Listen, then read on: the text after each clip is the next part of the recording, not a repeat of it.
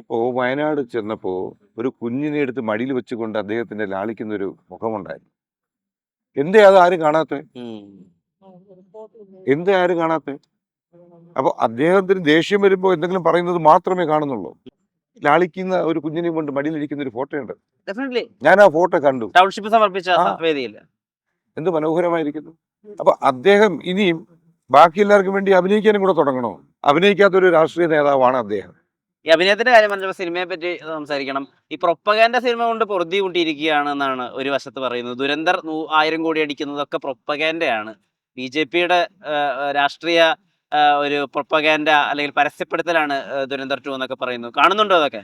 ഞാൻ കാണുന്നുണ്ട്, ഇതെല്ലാം ആ കാണുന്നുണ്ട്. ആ ഈ രാഷ്ട്രീയപരമായി ഉള്ള ഈ കലയും രാഷ്ട്രീയവും കൂടെ കൂട്ടിക്കലർത്തുന്നത് പലപ്പോഴും കുഴപ്പങ്ങൾ ഒരുപാട് ഉണ്ടാക്കിയിട്ടുണ്ട്. ഡെഫിനറ്റ്ലി നമ്മൾ മനസ്സിലാക്കേണ്ടത്, നിങ്ങൾ എന്നെ കമ്മ്യൂണിസ്റ്റ് ആക്കി എന്ന് പറയുന്ന നാടകം പണ്ടിറക്കിയതിന് ശേഷം ലോകത്തെ ആദ്യത്തെ കമ്മ്യൂണിസ്റ്റ് ഭരണം വന്ന ഒരു നാടാണ് നമ്മൾ. യെസ്.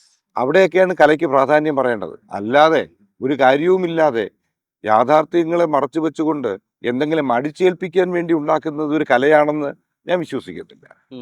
അതിങ്ങനത്തെ കലയാണ് ഇപ്പോൾ. അതൊരു പ്രോപ്പഗാൻഡ. എന്തെങ്കിലും സോഷ്യൽ മീഡിയ ഉണ്ട് എന്നൊരു കാരണത്താൽ എന്തും വിളിച്ചു പറയാം, എന്തും എഴുതാം, ആരെയും എന്തും പറയാം. നോ,